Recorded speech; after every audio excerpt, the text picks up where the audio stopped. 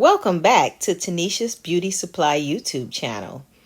Being locked out of the beauty supply wholesale market as an African American in the year 2021 is an atrocity.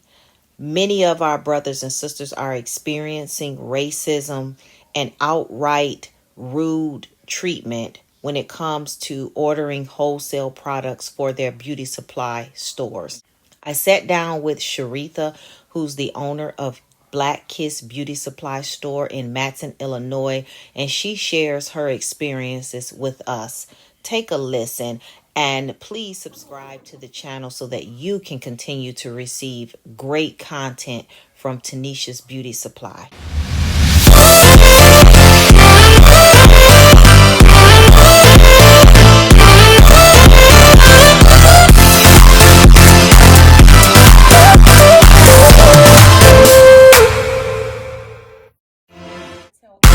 My story everywhere I go.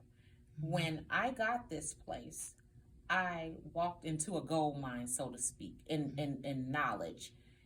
As far as when we got this place, there was a file cabinet in the back.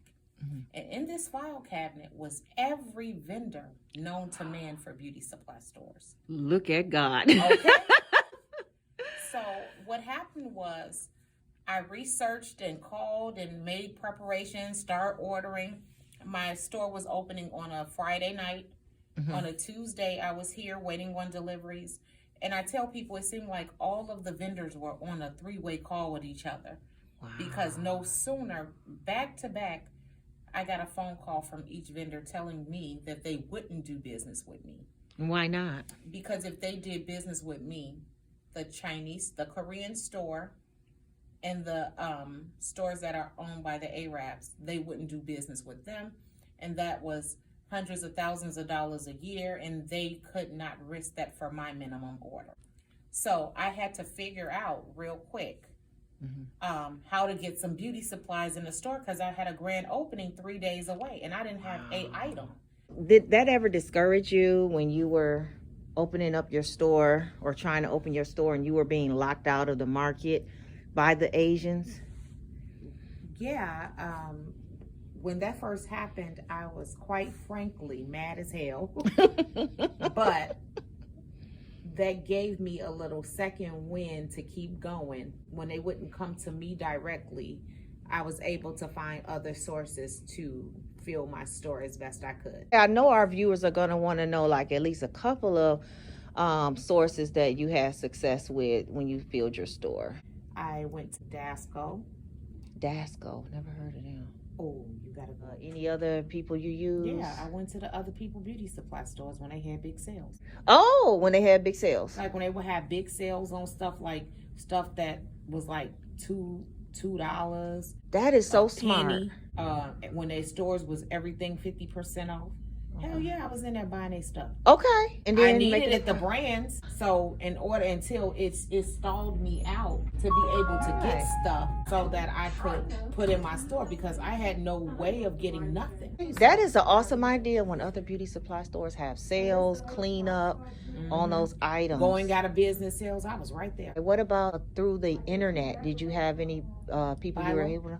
Bilo. Okay, Bilo is another one. What do they specialize in? Hair products. Okay. Everything. Bilo has everything. Do you have to have a certain amount? $500. $500. And then Patrick Noel. Yep, we talked about him. Grace. Like, Patrick was the man. Man, when my first order from Patrick came, I cried like a baby. It was. Because finally, I had something name brand. I had something like that was mine. Like, I ain't owe nobody for it. Could nobody come pick it up? Could nobody come check? Couldn't nobody come see nothing? It was cash and carry. So I was like real excited. And that was like my first major purchase as a beauty supplier. That was like the best money I had ever spent in my life. Don't forget to hit that subscribe button. Sharitha is also going to explain how she was able to fight racism and discrimination in the beauty supply market by using political power and calling on her state representative. My state rep came to my ribbon cutting. I met her through president of the Southland Black Chamber of Commerce. He invited her, and I am a chamber member, and she's a chamber member. So when she came, she was very engaging, and I was telling her what my issues were.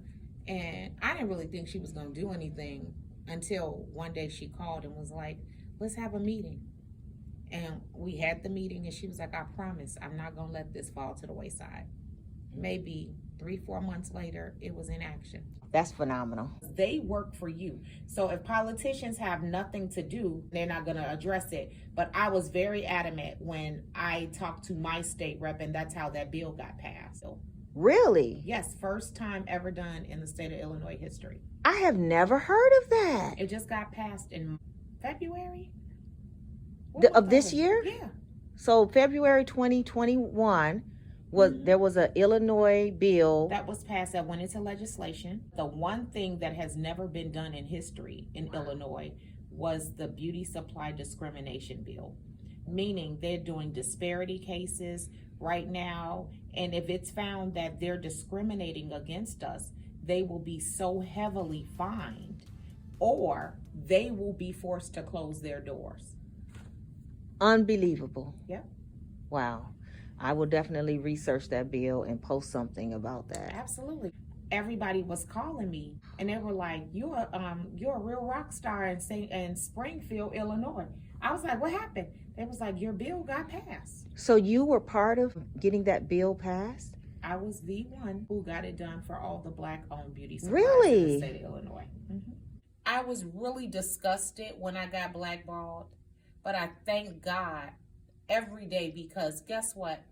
I don't owe anybody anything for anything that's in my store. Really? If you got to spend $300-400 at a time, just keep doing that. It's going to add up. Do you feel it's a good time for Blacks to open beauty supply stores? Everywhere. If you can do it, do it.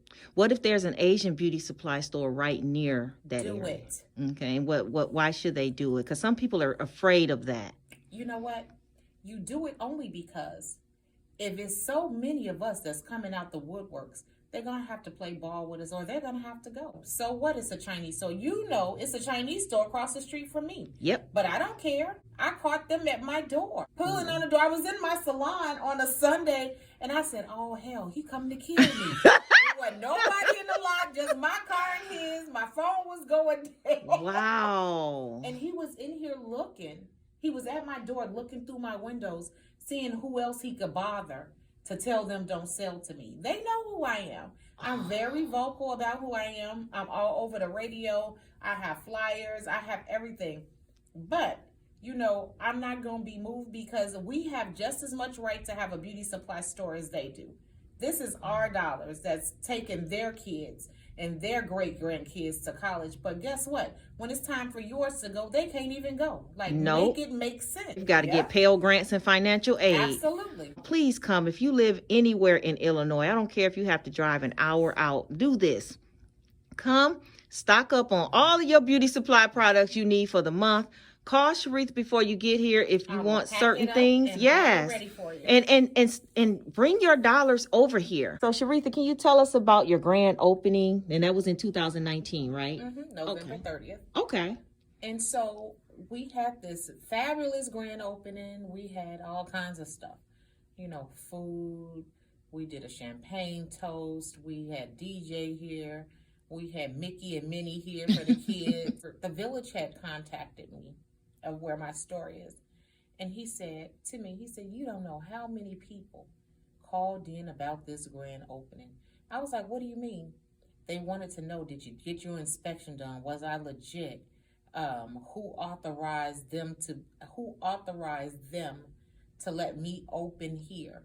Wow. And it was my competitors. Wow. Big time. I'll say that loud and clear. The Asians and the Arabs. And the thing I was never cool with the people, the Koreans that owned the store across the street from me, but I was cool with the Arab guys that have a store across the street from them. So the Arabs, they also have beauty supply stores. Absolutely. But they were really good friends of mine, because when I opened a new salon, they were great supporters of my store. So I do want to go on record and say that at one point we were cool, until, they found out I was opening a store. I always go back to saying, what makes them better than us? Why do they get to go open and we don't? So you're saying that the errors, they were okay as long as you had a beauty salon. Absolutely. But when you opened up the beauty supply store, that's when the problems arose. Yes. So in the beauty supply market, blacks make up 97% of the dollars that are spent in beauty supply markets in the inner cities. So basically, we're okay to give our dollars. 97% of their money comes from us, but we're not okay to open up the stores and make money off of our dollars. And let me go one step further. This store used to be owned by the big store across the street from me. And how it works is they'll always have the mother store. The mother store is the great big one. Then they'll go and plant different stores in strip plazas like the one that I'm in. So that when black women like us try to get a store, we can't get it. We can't get products because now it's a territory thing. Oh my God. So they tried to lock the market in where we can't get in, period. But the mistake was they left this one sitting a little bit too long. Okay? Because I'm in here. And it is proven that the Korean stores, they will order a mass order. They will have 10, 15 stores order one great big order, and they're getting their products pennies on a dollar. So it's like they have the room to be able to go cheaper than anybody else. And that's the power that they hold over us, because even when trying to order with other black-owned beauty supply stores, somehow it just doesn't work out the way it should, because we are so trained not to trust each other, and that's why they have the upper hand on pricing. And we will have people walk out of our store and go over there because they're not educated on price points, and we don't educate them on pricing points. So I think like when you let customers know why, when they come into your black store and it's a little bit more money, you have to explain to them why that is. Yes. Or if you're getting all of the support that you need from your community, you can go down on your prices because you can order more stuff. And I have a story that I tell people. I saw this Escalade pull up in front of this huge beauty supply, and there were agents getting out of it. And the Escalade was probably paid off because those beauty supply stores rake in over $150,000, $200,000 a month. And so that's on the low end. That's the low end. So I saw this Escalade pull out, and I saw agents get out of it, and they were loading boxes into their truck from the beauty supply store. And I'm thinking, why are they doing that? Because if we order from the distributors, that's where we get the price break. But like you said, they go in together, and that's how they get their products cheaper. But we still hold all the power as African Americans, because all it takes is for us to band together and only go to black beauty supply stores, and we will change this game within a year. Yep. That's all we got to do. We hold all the power. And then on another note, if we were ordering together, they couldn't survive. Yeah. Because if we can get what they're getting, just say for instance, I have a sensational account. You, Miss Tanisha, have Shake and Go. Such and such over here has model, Beauty Element, Beauty Up, all of those things. If we're putting in mass orders and we are able to get what they got, there's no way they can survive. There is no way they can possible. Survive.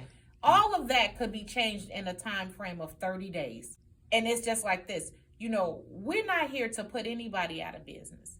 But look at it this way. If we can only get 28% of their foot traffic, that puts us in a whole different tax bracket. Tanisha's Beauty Supply, beauty, power and style, power and style. Tanisha's Beauty Supply, beauty, power and style, power and style. Got whatever you